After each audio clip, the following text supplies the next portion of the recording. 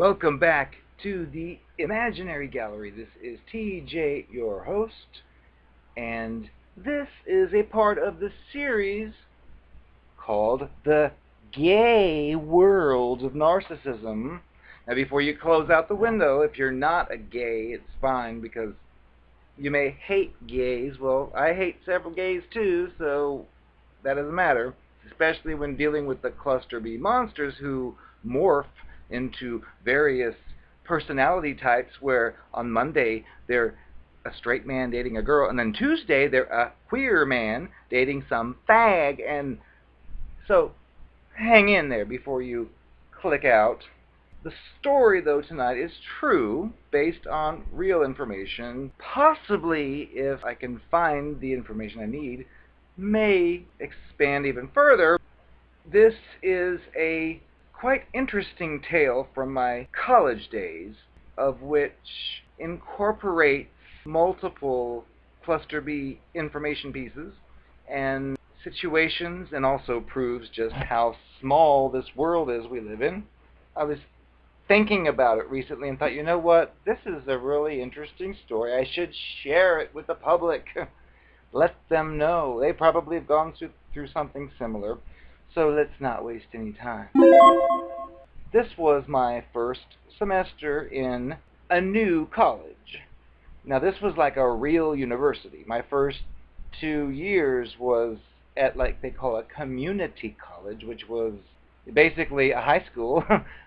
One big building, hallways all connected together, one main student area that was basically a Hardee's restaurant inside the school, vending machines, and some witch security guards that I had trouble with.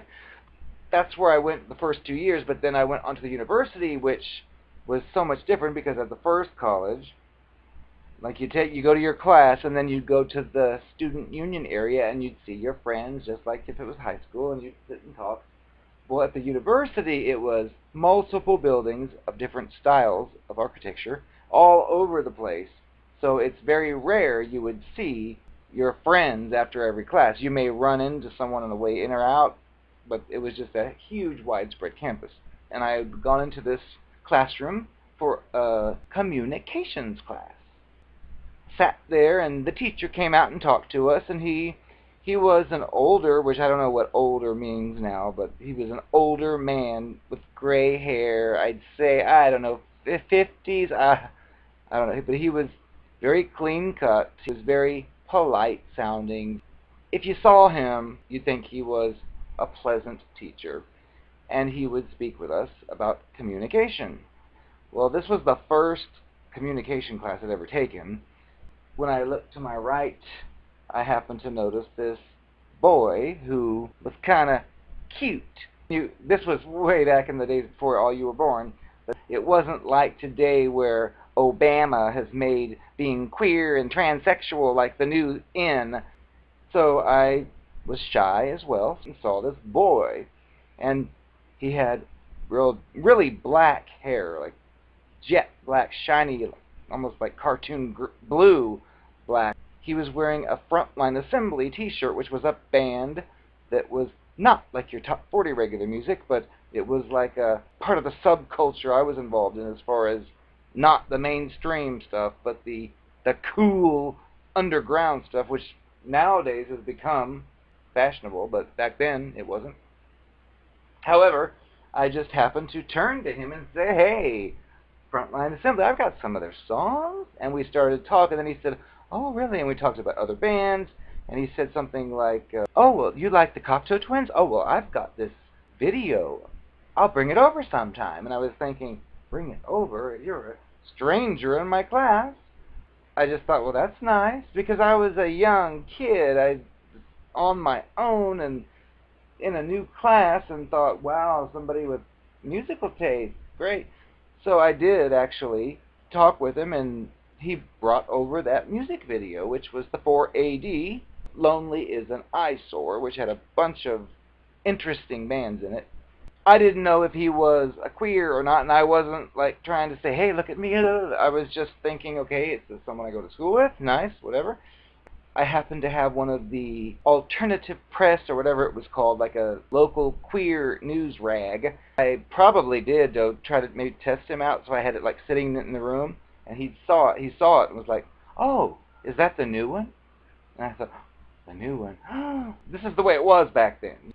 There was no Grinder profile that says queer boy looking for this. It was mysteries. It was just is it or isn't it? You don't know. So we're in a different time period I'm discussing, which dates me way back, but regardless, found out he was family and we got along great. Well, we also learned that our pleasant teacher was also queer, but he wasn't the flamboyant type at all. In fact, I noticed lots of women in the class, they just all respected him. And we're like, wow, I can't believe a guy as nice as you is not married. And I would just sit there thinking, well, he's queer, that's why. But I just kept quiet because that's inappropriate, or it was back then.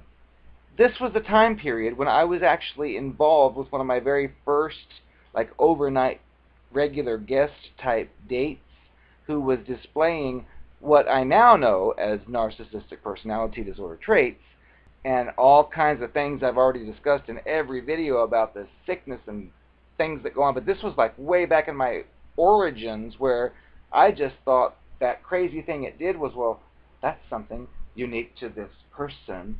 The point was, I was involved with such a person and didn't have any clue about any of these labels, any of these narcissists. Well, if somebody said narcissist, I just thought, oh, she thinks she's really pretty. But that's about it. Person I was involved with, your basic cluster B monster. It's a communications class. So the teacher had this textbook.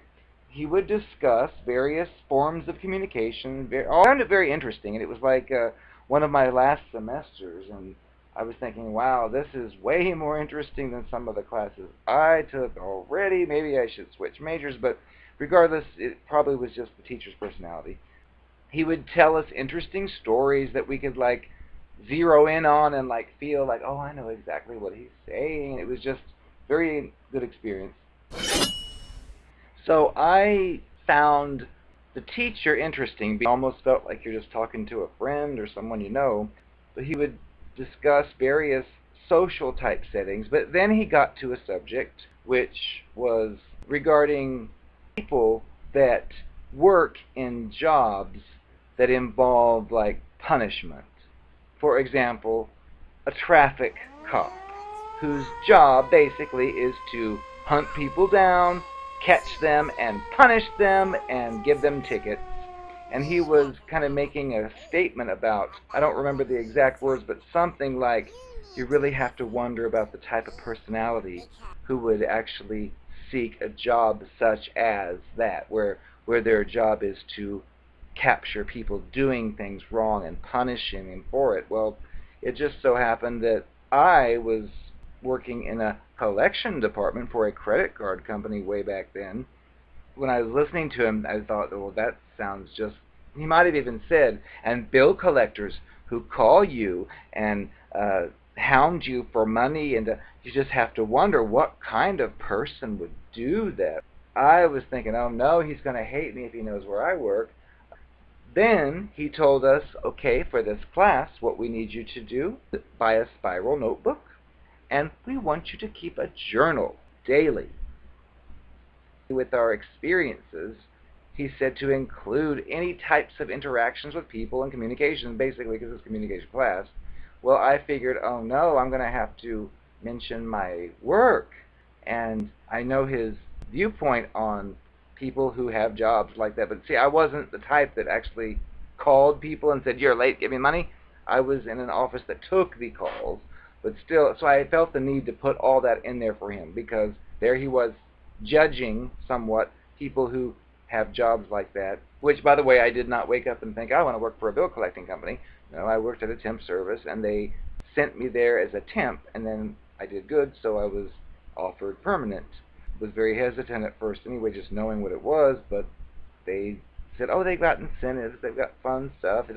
It is stressful, but because it's like they said, oh, you're going to have to collect money on delinquent accounts. And I thought, that doesn't sound like any fun, but whatever. I explained all this in the journal because the teacher basically was reading our journal and grading us on it. And in the meantime, the boy, he and I would hang out some here and there. We'd play music together and go out places and so on. Eventually, during class, after class ended, I'm not sure how it first happened, but he and I both went into the teacher's private office. And we would sit down, and of course the teacher was very professional, very friendly, would just basically talk to us like one of his friends, even though we barely knew him. We would discuss this, discuss that. I noticed in the classroom, though, he would bring up specific topics, because remember, behind the scenes I was involved with what we can now call a cluster B monster, which I had no label for then, and there were just all the different things that go on with that. Well, I kept noticing in the classroom he would discuss certain things, like basically various identical scenarios, which I could compare now to YouTube videos, because that's what I experienced when I would watch a YouTube video about a certain subject, hear the speaker talk about a certain line, and I think that's the exact line I heard, and I would like zero in on it because I was basically dating somebody, but I was too young to know any better, but the person was full of red flags everywhere, basically, is the best way to say it. Well, the teacher was telling us about various red flags, but not in the same context. You have to keep in mind, I was 20, 21, involved with the person I thought I really liked, and dealing with certain behaviors that were just kind of strange, and there was no label for them. And I would challenge sometimes, like this person would do something that would just be like wrong, and I'd be like, it's not right to do that. And I would be gaslighted, which of course there was no word for that then, but I'd be told, oh, no, it's not. And so I was like involved with it because I was attracted to it, but at the same time, not attracted to some of the crap it did. But here I was in a classroom hearing a teacher basically describing what I was going through, and I was like, I'm hooked on this, okay? And like with each class, I was thinking to myself that, you know what, I bet by the time this semester's over, that person will be history. Because it was so enthralling, it was so rewarding, it was basically validating, because I knew the stuff the person was doing was wrong and bad, but couldn't get that out of it. It would just make an excuse, just like, history repeated itself later. The boy and I would go into the teacher's office after class many times, and we would just have like an informal discussion about life. It was nothing filthy, nothing dirty, nothing inappropriate, because I was writing in my journal, which is what I want to find. If I can find that, I might find some interesting insights just to see exactly what I was thinking at that time without knowing what I was actually dealing with.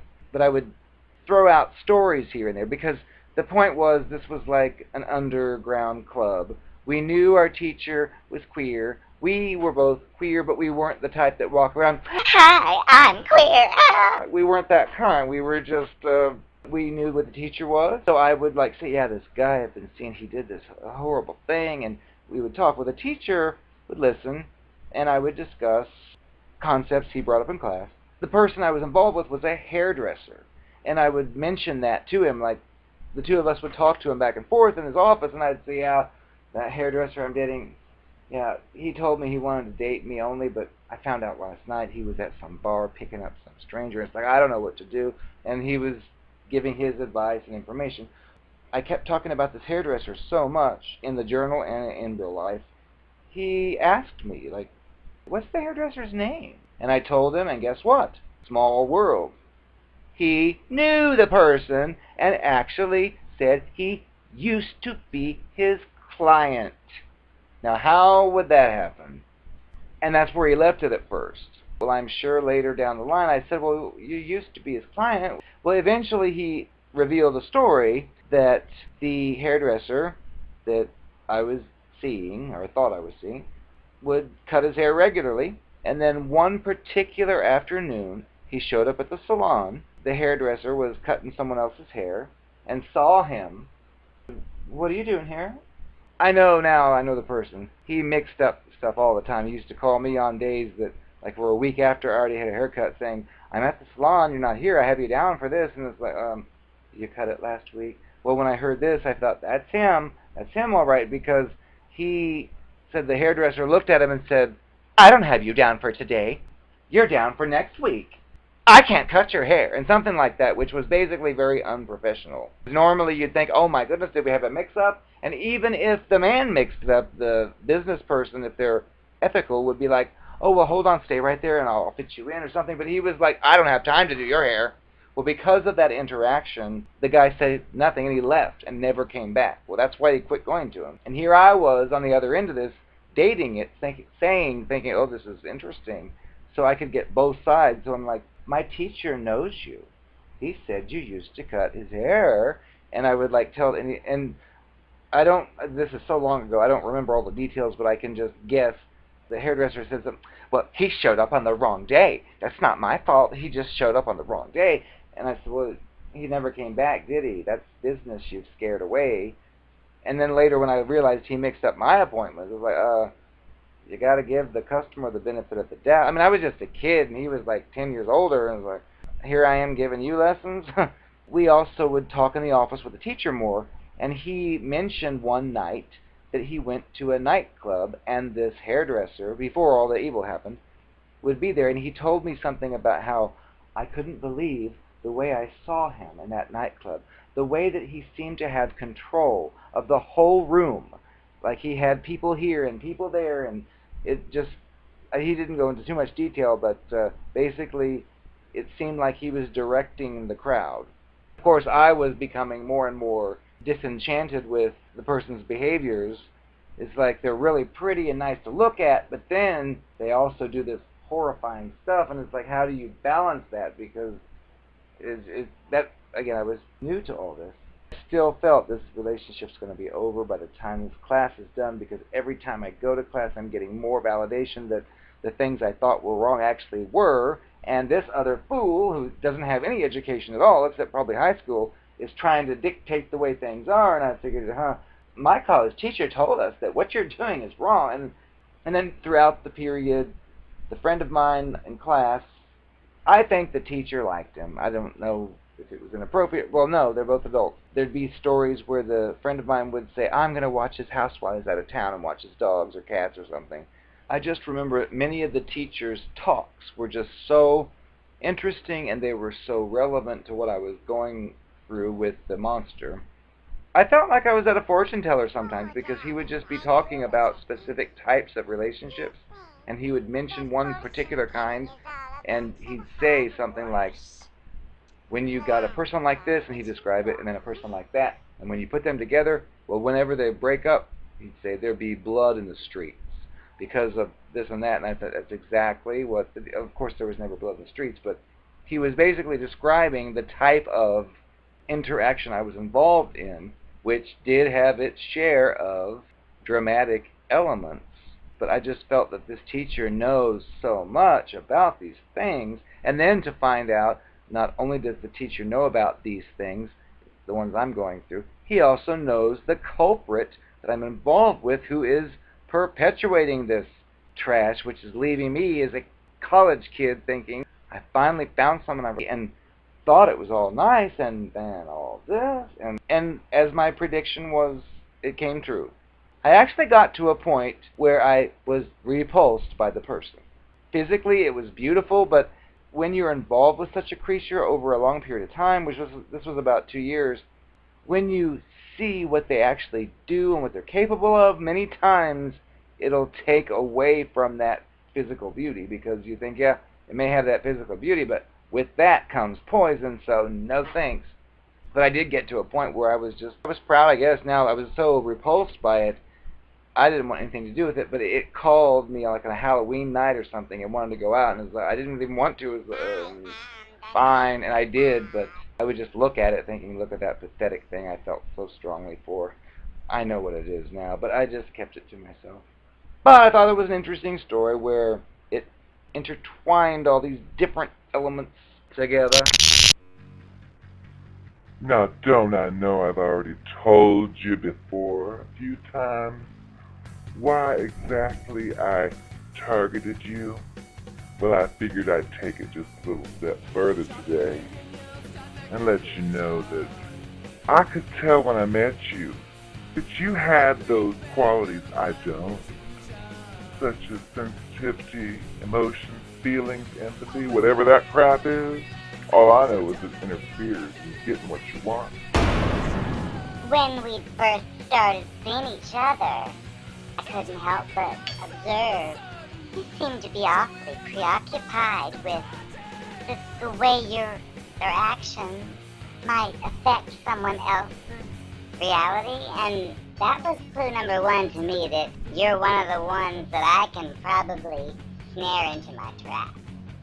Because you see, I don't have those trappings. You worry about maybe something you did hurt someone's feelings or whatever, and my thoughts were, well, did you get what you wanted out of it? And the answer was yes. It's like, well then, what's the problem? But see, because you don't think that way, told me you are a prime target for my artistic behavior.